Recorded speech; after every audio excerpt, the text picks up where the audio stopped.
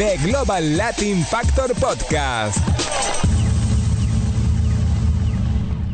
Welcome to another episode of the Global Latin Factor Podcast. I am Crispin Valentin, and I have with me... Oh, I'm Mia. Did you forget what you were at? Yeah. For the podcast. How was your weekend? It was good. I did a bunch of stuff. Yeah, I heard you turn up on Snap. I don't have you on Snap, so... What? Birdie's Are you telling my business? Yes, I did go out this past weekend. I did turn up. It was What's up? It was crazy. Hey, you got yourself something a little different, right? What you got there? What do you mean? A nose ring. Oh yeah, I did pierce my nose. No, it didn't hurt at all. I mean, whenever I went, I was day drinking before I went. Right. I don't think that's a good idea. Yeah, I don't think that, because then after she did it, like, I started bleeding a lot. Ouch. But it didn't hurt at all. You know why, right? Because your blood gets like, thinner. Yeah. Because all the alcohol. Baby, when I got my first tat, like right here is a big piece too. They said not to drink, and I had a couple shots because I was nervous. What? Yeah, I had to. I had to get just relax a little bit, and then I got a big old piece. No, I fell asleep during mine. I got a big old piece right here, and I fell asleep. It took 3 hours. Yeah, I just put in my headphones and... It took 2.5. No, I took a nap. But it's more annoying because it just felt like a little... There's a lot of shading, so it was a lot of this... It's still weird. All right, so I remember, Mia, you were telling me about that you had taken a personality test, right? Yes. So what exactly is it that you found out on that personality test? On the personality test, yeah. It basically told me that I hate feeling dumb. I like being complimented a lot. Mm-hmm. I also like, I don't ask for help. Mm-hmm. That's one of the things. What's another thing? That I kind of keep everything inside. Right. So what drove you to want to take that test? Well, I actually did it for one of my jobs. They made me take it just to, I guess, get a better feel of who I was, because I just started. Right. And yeah, and they read it and basically told me everything, and I was just like, okay, this is cool. Do you believe everything read to the T as far as who you are as a person? Do you think whatever questions they ask you that really defines who you are as a person? No, I feel like it doesn't define who I am as a person, the test, exactly. But there was some, like, points in there that I could see, oh, yeah, I am kind of like this. Well, would you feel like anybody as a person would see it the same way? No. Like, what example? Let me see. And maybe I'm just like that. Let me see. Let me hear one. Okay. So whenever it says that I like being complimented a lot, I am very insecure. You know, people have their insecurities, so right. I do like being complimented. So it basically says that I get like I feel loved by words of affirmations or whatever, or like people compliment. But I don't know, because when people compliment me, too, yeah, but when people compliment me, like, you don't know how to take a compliment. Yes, so right. I'm just like, I say thank you, but then sometimes I'm just like, You make an excuse? Yeah. Like, nice dress. Like, oh, I got it on sale, this and that. Or it's my mom's dress. Yeah. You know, it is a talent. It is a skill to be able to take a compliment and feel good in your skin as a person, to be able to say, oh, I appreciate it, thank you. And then if you feel like it's not necessary to return the favor, or like, hey, that's a nice earrings or whatever. You know what I mean? Mm-hmm. And you can tell a lot about a person that is able to tell and receive compliments by where they at in their mind. Just by the way, like, compliment them, and then you just say, well, this and then excuse, like, damn, they have, like, you know, a couple questions about them because they don't know how to take a compliment. Yeah. So the reason why I asked is because I watched this. Oh, my chair. Hold up. I'm having difficulties here. All right, I'm back. So the reason why I asked, right, is because I watched this documentary on HBO Max. Mm-hmm. It's called Persona, the Dark Truth Behind Personality Test. So pretty much what I gathered from it, and one of the stories that I saw over there was it was a young man. He suffered from, he had what's that? It's not Tourette's.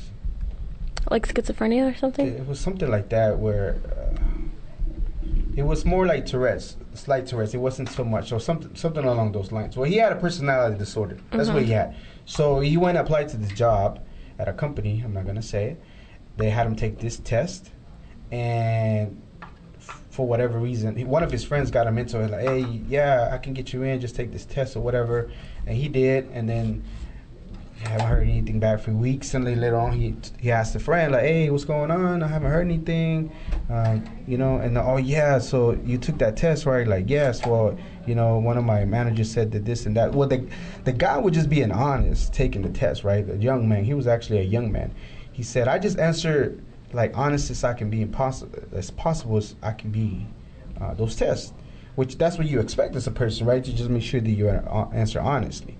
And then, of course, he didn't get in, and that went into a whole different story. Well, the guy ended up killing himself years later, after he had even graduated from college and everything, because he just, for whatever reason, he was so honest in this test, and yet they weren't able to accept who he was and gave him a failing grade. You know what I mean? Mm-hmm. And then it goes into a whole thing about even certain people that created some of the tests might have been just focusing on slightly on the racist side, and how they focus more on white men than just general.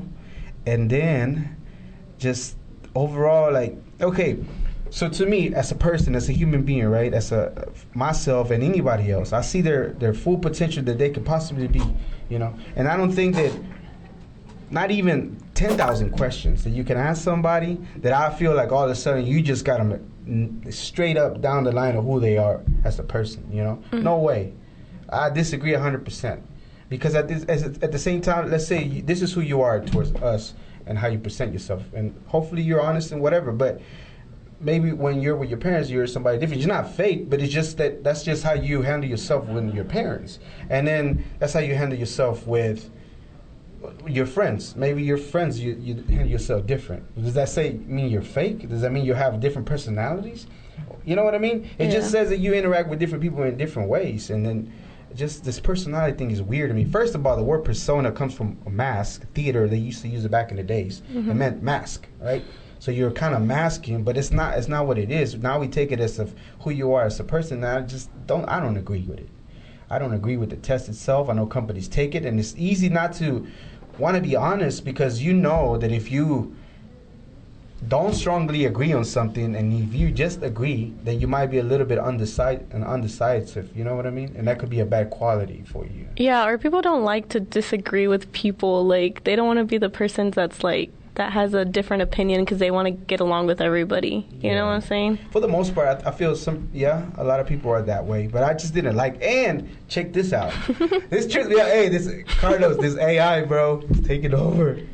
So now they're doing a personality test, right? Where you have this, just like we have the camera in front of us, with this little laser scanning your face features. As they ask questions, they're seeing your face and how you react. So sometimes if you're not being honest, you have a tell, you're going to be like, like you giggle a lot. No. Look, so this freaking camera now, you're getting tested. You're reading these questions. They ask questions and you answer, and this reading your face. You know what I mean? So it's kind of like you want to hide. It's not going to be 100% first of all, because even a lie detector test, you can fake. Like, you can pass a lie detector test if you can, know how to do it. Keep your heart rate down, right? From what I heard, that's how you do it. And you eventually can get past it, So I'm saying that it's crazy to me that there's an AI now. They're developing a program that is going to check your features as an answer. But at the same time, after a while, I feel people are going to find a way to work around it. Yeah, and then the fact that somebody died over this personality test is just weird to me, man. It's just so strange to me. I understand that he already had mental illness, but at the same time, but still, he was just being as honest as possible. And the version he took was a diluted version. So now, there's two main tests, and I don't remember the ones. So those two main tests, I think one is like the something 5, and then the other one's the I don't know what. Anyways, so out of those two tests, all those little tests branched out for different companies that got the test, and they started making their own version of it according to whatever they felt like was, like check you off, you're not qualified, Mm-hmm. So he took one of those diluted ones of not even accurate. Again, they're not even accurate, period, but super inaccurate, and that caused the man to have just like this crazy thoughts about just, let me just end my life. I don't feel it's worth it for over a freaking personality test.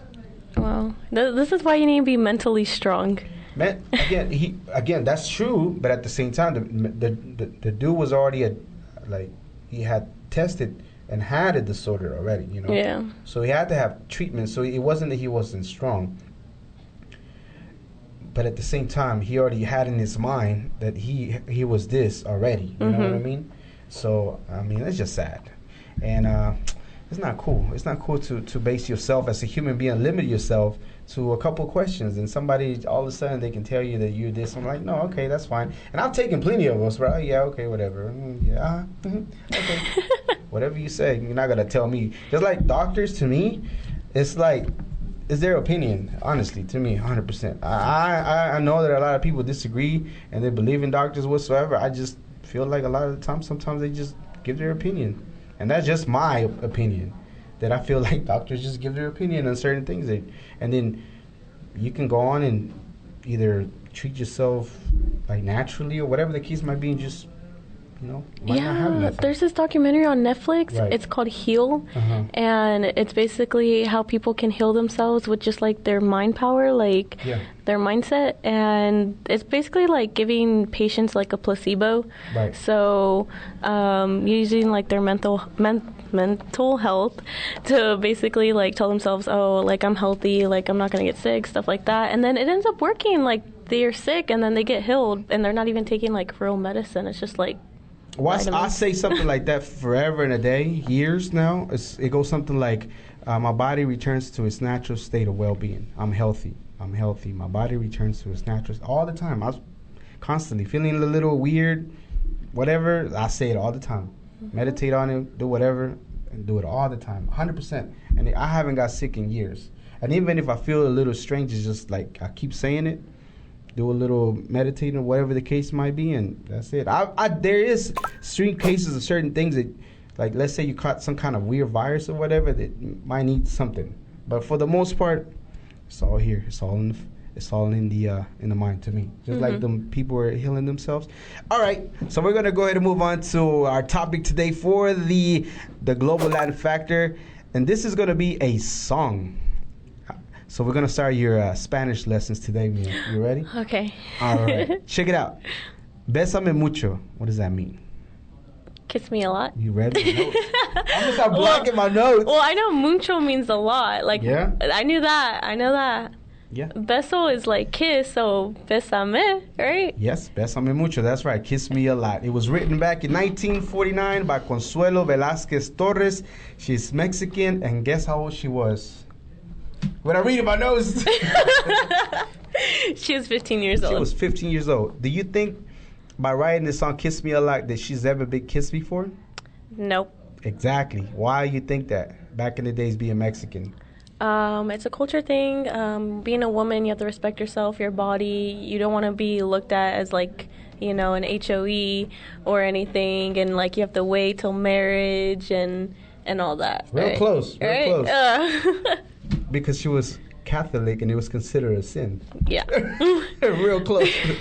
I was on the right page. I was getting there. Yes, the first recording of the song Besame Mucho was by Emilio Tuero, and it was a hit immediately in Mexico. It was considered one of the most popular songs in the 20th century and of all times. It's also one of the most important hymns in the history of Latin music. It's also been in movies. Guess what kind of artists have sang this song in the United States and worldwide? Like you guessed. All right. No, let me read your notes. Jesus. This is the preparation that we have. This is the kind of preparation we go through. Well, go ahead. Who was it? The Beatles. Yes, the Beatles sang this song. They have a variation of Besame Mucho that they did, the Beatles. Frank Sinatra, Plácido Domingo, he's Spaniard, he's an opera singer. He sang this song too. There was a Caribbean lady's name, I forget her name. She also sang the same. It's one of the only songs she sang in a native that is not her own language, which was Spanish, and she sang that song as well. The song was inspired by a nightingale aria from the opera, help me with this, Goyascas, by Enrique Granados from Spain. So she was inspired kind of sort of by this song. And this song remains one of the top charted songs in the U.S. This is some other artists that sang the song. Jimmy Dorsey back in 1944. Andy Russell back in 1944 as well. Abby Lynn back in 1944 again, I guess. Okay, so maybe I'm reading it. There's even a network, a television network called Besame Mucho. How you feel Like about that? Like a television, like a network, yeah. Oh, for Like real? a whole, network called Besame Mucho. That sounds cute. That's like a cute like TV network show. Right, Besame Mucho? Yeah. I don't know. I think it would be I feel like there might be like drama and stuff, like gossip. like a lot of novelas. Yeah, that's what novelas. I don't know. That's what I think. I see it too. Can you guess what one other artist that sang this song? You would be like, no way. Give me a hint. Rock and roll. What year? What kind of rock and roll? A long time ago. Like they're big though? Is it a band? It was one of the biggest artists ever in American culture. Like one artist, like one singer, or is it with a guitar? With the guitar. Yeah. You know how young I am? Yeah, I know. I don't think rock is my that genre. retro stuff Also. comes back though. I'm just saying, some of the songs are making a comeback. Some of for whatever reason, yeah, I just be liking some of the older stuff. Yeah. Elvis Presley. For real? Yeah, he did a variation of Besame Mucho too. Like an English version? No, it's like Spanish. For real? Yeah, like the Beatles version. He made his own. Oh, So the Beatles cool. mostly is mostly the Beatles is in Spanish, the hook or whatever, the chorus, but then they make their own little verses in English. Yeah, how you think about that? Imagine this song right here, born in Mexico and traveled all over the freaking world, all the way to Spain, and then just have one of the top artists are known in American culture to sing this song. I think it's pretty cool. Again, the global factor. That's what I'm talking about. It's just crazy how, to me, some of these songs are just taken and just a song, and then all of a sudden just influence people left and right. Yeah. Any final thoughts on that? I like the fact that like it's our culture or whatever, and it's like spreading, and like it's cool because I'm learning about it because I don't really know a whole lot. Yeah. But I think it's really cool that like English people or what. Don't be laughing. Like you guess. What? Some research. Stop judging. Oh my god, you're gonna stay on my head. Videos. I'm messing with you. I'm gonna have all the info. I'm ready for this. That's all I'm saying. But it helps. It helps. Yeah. We're gonna get you there, little grasshopper. We definitely are. Do this. Now, one hand. Did you make that? Do that? Yeah. Same thing with the thoughts. Learn something new. Just that simple. Don't overthink it. Okay, so it's funny to me people say that. It's trippy to me because, and again, I only know or kind of sort of get the idea of it, of people saying live in the now, but there's like really no option. You know what I mean? And everything else is like living in your head, living in there or here. You know, it's cool to think ahead or plan or visualize, but at the same time, you can only be. You know what I mean? You might not be giving all your full attention to it, but then you just still here. And the trick that I learned about anxiety is that if you just focus on your breathing and focus on one little small piece for a couple of seconds, 20, 30 seconds, just keep breathing and focus on one thing, it brings you back here because all inside is just the different thoughts that you just let run wild. But again, you do this, right? All right. Have you ever heard of the saying, actually, we're going to go into your word of the day. Your word of the day today, Bia. Okay. Why are you scared? Because I'm nervous. Why? This is the first time I'm ever actually trying to learn a new word in Spanish. Absolutely. And I'm going to give you a trick later on in another episode of something I learned. Okay. So, word of the day. And again, we're going to touch up on the reason why. Okay, so Mia is a second-generation Mexican here in the United States. She doesn't know Spanish for whatever reason, just the way that you play it out in her family, not just because she wanted to or not. But at the end of the day, her upbringing was not learning Spanish, you know. But that doesn't mean that she doesn't want to learn, right? Correct. You know, and it doesn't mean you're less Mexican because you have heritage and your blood is Mexican. You know what I mean? All this nonsense about if you don't speak Spanish, you're not Mexican, that's retarded. Some people actually protected their kids from speaking Spanish so they won't get bullied and picked on and being, you know, just people being weird towards them. You know what I mean? So I don't think I don't think it's on the kids a lot. I don't see people that say that. It's just ignorant. You know what I mean? So, word for you of the day. Very popular word in Spanish. You're probably going to need it. Vacations if you go to Mexico. Cerveza. Cerveza. Cerveza. Oh, pulling my R's. You got it. Okay. Wait, say it again. Cerveza. Cerveza. Eso. Cerveza. Do you know what that means?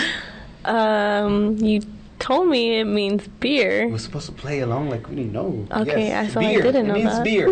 Cerveza. We're going to teach you Spanish. If you don't know any Spanish, one word that you can take it when you go on vacation. You get your people come over. Señor, ¿qué le gustaría tomar? And you'll be like, cerveza, por favor. Here, please. Just like that. Okay. And you got yourself a drink and you're ready to go. A ver, one more time. Cerveza. Cerveza. There you go. You got it. All right. Have you ever heard that saying that goes, hard work beats talent every time? Hard work beats talent every time. Why do you think it's true? Or why? Do you even think it's true? Do you think it makes sense that it does? And why? Yes, because hard work, you're working, like you're practicing something. Like let's say I'm not good at doing this, podcasting or whatever, but I'm still here. I come every day. I practice, But if I had the natural talent, would I actually really like doing it, or would I be more lazy? I think I would be more lazy if I had natural talent of doing this. Got you. So it does make a lot of sense of what you said, because a lot of the time, let's say you do have the natural talent to do whatever skill it is, but then all of a sudden you just realize you're good and you just get complacent and you just don't want to grow anymore. But somebody that likes it, not only likes it but loves it, put their heart and just keeps working at it and keeps at it. Again, I don't know how true it is. I've said it before. The 10,000 hours of doing something, eventually you supposedly you master something. I think there's a lot to it. At the end of the day, you just still putting in hours, on doing a skill and sharpening it and getting better. So if you're putting in more hours than somebody else, even if they're so good, eventually there's going to be a time where no matter how good they are, if you just put them the hours, the sweat, everything, all of a sudden just like, got them. You'll beat them every single time. Yeah. Hard work beats talent every time. You remember that. Make sure you put it into practice when you're out and about. Now, we're going to get to our global Latin fact Latino of the day. Guess who we have today? Don't read my notes. Don't read my notes. Jennifer Lopez. We are talking about Jennifer Lopez today. You know her full name? Why you gotta cover your notes like that? Go, you know her name. Dog, you told me you were a fan of Jennifer Lopez. No, I didn't say I was like a fan. I just know a little bit, because I'm a little like, she fine, she's like a business boss woman, independent. She takes care of her kids. She works hard, and that's what every girl wants to be like in their early 50s, looking like her, right? She's like early 50s. She's early 50s. Okay. 51 last time we checked, right? Yeah, okay. Okay, so her full name, besides J-Lo, Jenny from the block, is Jennifer Lynn Lopez. She was born in July 1969 in the Bronx, New York. She is born to Puerto Rican parents, and she's Puerto Rican. She quickly became one of the most famous and most successful Latina actors. However, did you know that her mom did not want her to be in movies? So whenever Jennifer Lopez went in high school, she got a small role in a small movie, and then her mom wanted her to go to school. So she didn't take the thought. She went to school for a little bit, but then guess what? She was there, and it's just not her thing. It's not for me. She was just like, I gotta get out of here. She did gotta get out of here, but she did get a few movies that she was on in the beginning. One of her smaller roles when she was 16 was a small movie, Little Girl. That's back in when she was 16. Small little musical that she played a part of, and then also she was in the She told me about this. She was a fly girl. Yeah, she was a fly girl. She be busting the moves and she appeared in Living Colors as well. And also, I'm gonna tell you something. Okay, so whenever her mama told her like, no, you can't be an actress. You're gonna this whatever. She actually had to leave the house, and she was homeless for some time. Her mama, Guadalupe Rodriguez, was not supportive of her whatsoever. She said, nope, we're not going to do that. And she left. And at times, she had to sleep at the dance studio Did you know she was homeless for some time? No, but she followed her dream. She was just like, I want to do this, and I'm going to go after it. I don't care if I'm going to be homeless. She's going to figure it out. If I sleep in the studio, I'm going to go ahead and do it. Another thing she really liked, and she's very active. She's always been active, but even back in school, she was in gymnastics, softball. She ran track in the national level. Dang, I did not know that. Okay, so ladies, all my beautiful Latina ladies, this is gonna change your life. Reason being, it's gonna change your life because this is some of the things that I feel like she looks the way that she looks to this day. She doesn't drink, she just doesn't smoke, no alcohol, no sugar, but she likes to here and there indulge in some chocolate chip. I think it's chocolate chip cookies, and occasionally some decaf coffee. And she'll pass caffeine for 10 hours of sleep any day. So she will sleep for 10 hours. So okay. Does she even have enough time to sleep for 10 hours? That's what I'm saying, though. So check this out. So I was thinking, though, so how do you do it? Because you know how they say that, like, you know, the successful people have the same hours you do, the same 24 hours when they do. Okay, so eventually she does get those 10 hours whenever I'm pretty sure she scheduled it. But anything after that, she has to be on the go, like 100%. Yeah. Most of the time, most likely, I'm guessing is structure. It's structured to a way that even those remaining 14 hours, she does whatever she needs to, but she still gets.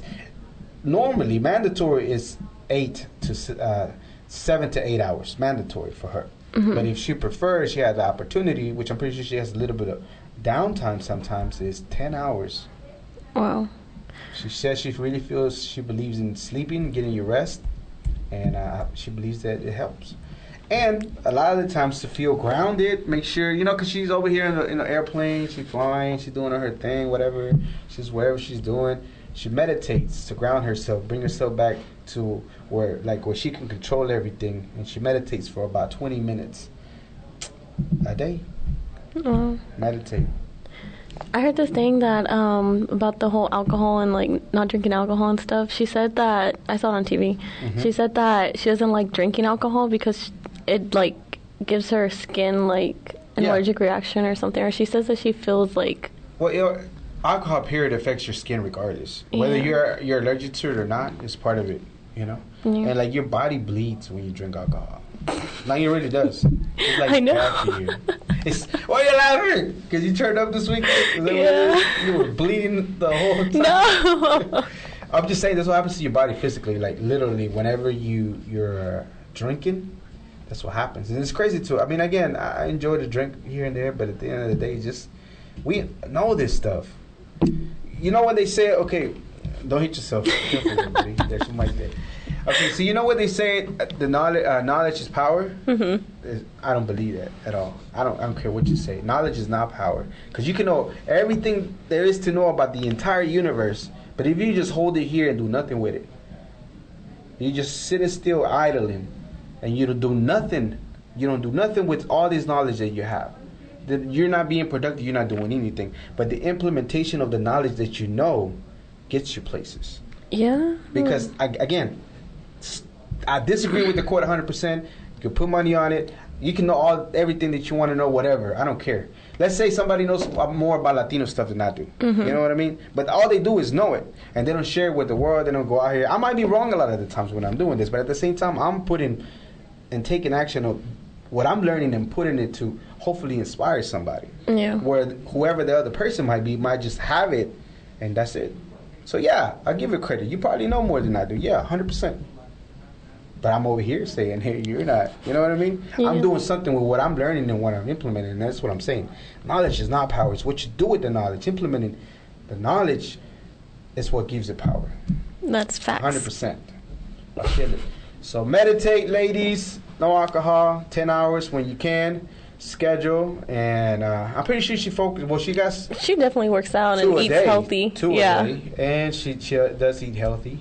But at the end of the day, still though, I mean, a lot of the times the food is more. It's the food for sure, yes. Because I know I'm not fat. I know I'm skinny or whatever, but I don't eat good. Like I'm a picky eater. I don't eat good whatsoever, and I barely work out. I know I need to start working out a little bit more, but it's the food sometimes because those cravings just come in, and I'm just like, oh. Oh, you know, alcohol makes you hungry too. Yeah, yes, those like 2 a.m. tacos, or going to Whataburger or something like. Alcohol makes you. Oh, I watched another documentary about alcohol too. I mean, I'm into documentary. I want to observe. I don't know. I realize I don't know nothing about nothing. I don't know nothing. Absolutely nothing. I might sound like I know a lot of stuff, but I really don't. And that's the reason why I started like all kinds of documentaries, different things, alcohol, about the personality test, about origin of man, all kinds of stuff, like everything that you can think of. I'll be looking into it, and certain things are sticking with me. So I'm gonna eventually share it here on the podcast whenever I get an opportunity. Any final thoughts? No. What you learned about Jennifer Lopez that you feel like you can implement in your life today? I need to stop drinking. Okay. And what else? I need to get on a structured schedule, that's for sure. I need to wake up early and like get my 8 hours of sleep and be more structured. I'm saying, if you want to be like that 50, like you said, be a boss lady at 50 and look the way she is, man, she put in the work for it, you know? For sure. Absolutely. All right, this is the Global Latin Factor podcast. We see you next time with the next episode. Peace.